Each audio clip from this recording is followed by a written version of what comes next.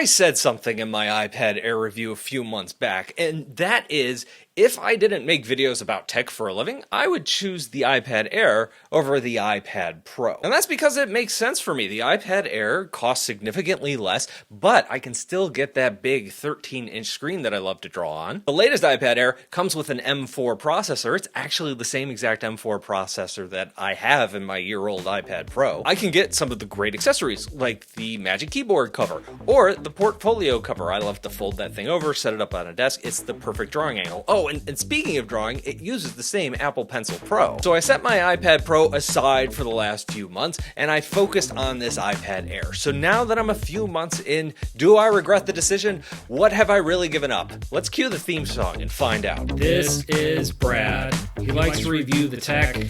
He also likes to draw.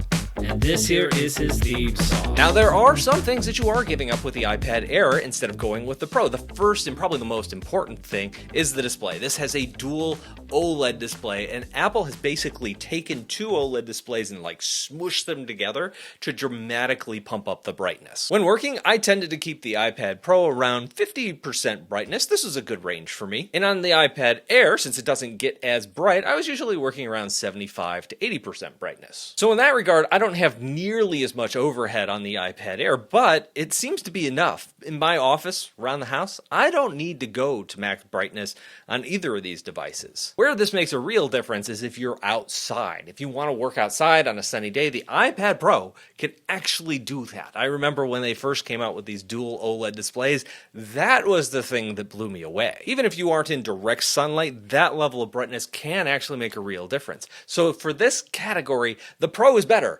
but I'm going to file the brightness of the screen under do not need. Now, the iPad Pro is an OLED screen, obviously dual OLED, right?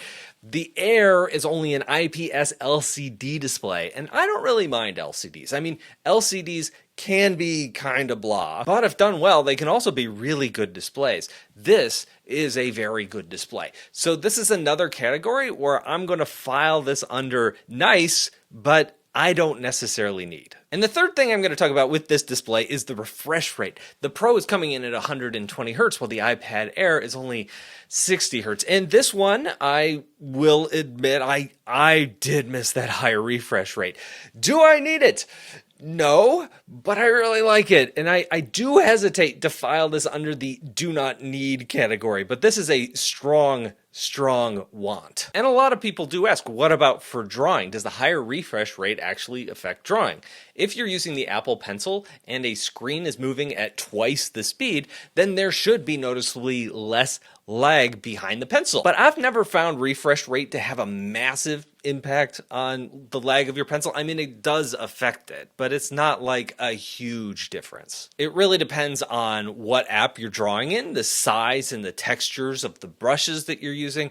I find the optimization of the app you're using often has a much larger impact than things on the lag itself than things like refresh rate. So the refresh rate will help, but it's not a huge jump forward or even a super noticeable difference. So as far as the screen, I don't need those higher end features, although that higher refresh rate would be really nice. Even just being able to go up to 90 Hertz, like a lot of lower end Android tablets are starting to get to, that would be pretty cool too. One thing about these iPads that's always kind of baffled me is that they only come with 20-watt chargers, so it takes over 2 hours to fully charge my iPad from a dead battery. The Air, and especially the Pro, can charge a lot faster. This is probably a good point to shout out the sponsor of today's video, Ugreen, and their fast chargers. They sent me several that pair really well with this iPad, or even your MacBook Air, or your MacBook Neo. This is the Ugreen Nexode Air 65-watt charger. Comes in several different colors with matching cables. I got white, I got a gray one, and this starlight blue. It's very subtle. You can even get an orange one that matches the latest iPhones. These are tiny. Look at that. It's smaller than the iPad Air charger and significantly smaller than the Mac chargers that come with many of their laptops. This iPad Air is going to charge up to 50% faster with this charger, and it can take a MacBook Air from 0% to a 55%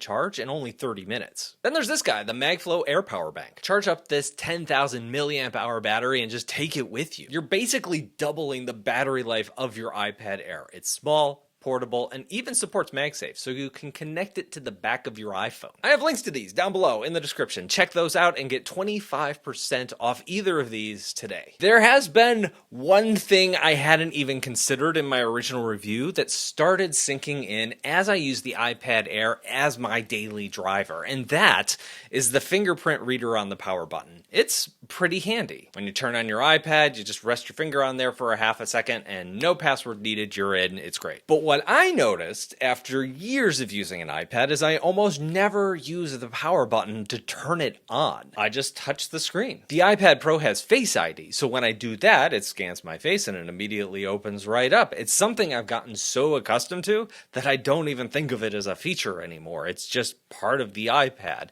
And at least I didn't think about it until it disappeared. So months later, I'm still trying to train myself to rest my finger on that Touch ID power button instead of just tapping the screen and relying on Face ID. This is probably just a me problem, but it's worth pointing out. Now, a lot of my work tasks went really well here. I was writing on this. The Magic Keyboard cover, fantastic for that. Just as good as the iPad Pro. They've been bringing these keyboards over to the iPad Air for several years now. Such a solid accessory if you use this a lot, if you're typing a lot on your device. I also have some of the Affinity apps, the older Affinity apps for some light design work, just as good as the Pro here. Although font management on the iPad, not nearly as good as it is on the desktop, so I don't really design too much on the iPad. That's not an Air problem. That's just an iPad ecosystem problem. If you're planning to use a keyboard a lot with the Air or the Pro for that matter, having a larger 13-inch iPad is really nice. You could definitely get this keyboard for the 11-inch iPad. However, that keyboard is so much more compact. So if you're going to be spending a lot of time typing, you probably want the bigger one. If you just need to type from time to time, it's probably fine to go with the 11-inch. Let's talk about performance, because this is going to surprise nobody, but the performance between my M4 iPad Air and my M4 iPad Pro was imperceptible, because it's literally the same processor. Something I say a lot in reviews is that when you buy something cheaper, often what you're giving up is the longevity. The product works really good now, but if you get a laptop with a slower processor, you're going to get 4 years out of it instead of 5 or 6 years out of it. Sometimes paying more upfront now just means you're packing more years onto the usefulness of that product on the back end. That's why I think the Air is such a great value, because here you're getting the same processor, albeit a year old, but it truly blows my mind that Apple is putting the M4 processor in this thing. The best Mac Minis right now are still running the M4 processor.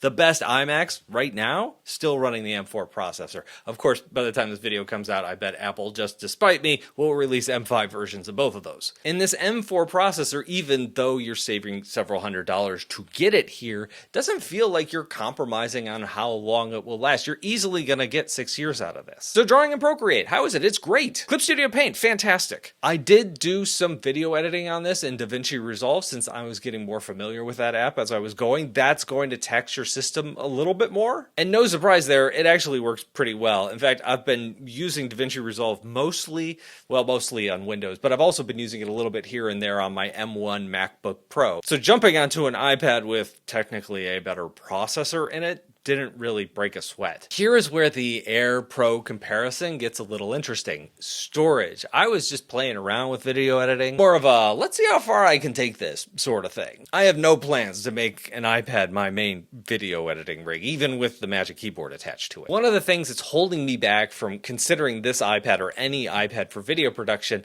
are how many video clips I can actually hold on this thing at any given time. My average video project is 30 to 50 gigabytes. The iPad Air storage starts at 128, so you see the problem. I can only work on 2, maybe 3 projects at a time, and then I'd be consistently moving things on and off and in and out of storage. I have to do that, or I'd have to just consistently have external drives plugged in so I could be managing my memory. Now you can get more storage on the Air, the 256 gigabytes, 512, even a full terabyte. Extra storage on the iPad is also crazy expensive and would be an extra $500 to go with the highest configuration. $500 for 1 terabyte of storage is nuts. Even with today's storage prices, RAM prices are getting all the attention, but storage prices have gone up considerably. But still, you could get 4 times as much storage for a PC for the price that you could get on a Mac. It's part of the reason why I use a PC for video production, because I can upgrade the storage as I need to. It's also worth noting here, the iPad Pro there isn't that much better. It is starting at the higher 256 gigabyte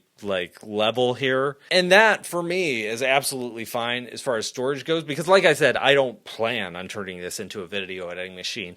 If we're talking about like Procreate and art files and design files and things like that, 256 is pretty good. If you're going to be loading up a lot of games and a lot of apps, if you're taking videos with this thing and taking a lot of photos, it's going to fill up faster, but mainly I use mine for work. So after 3 months, I'm more convinced now than I was when I said it that the Air can totally fit my needs. I will admit that 120 hertz screen, I would really like that. It's really nice. But the other specs, I don't necessarily need or even notice that they're gone. What do you think? Let me know down below in the comments. Thank you for watching the video, and I'll talk to you in a couple of days.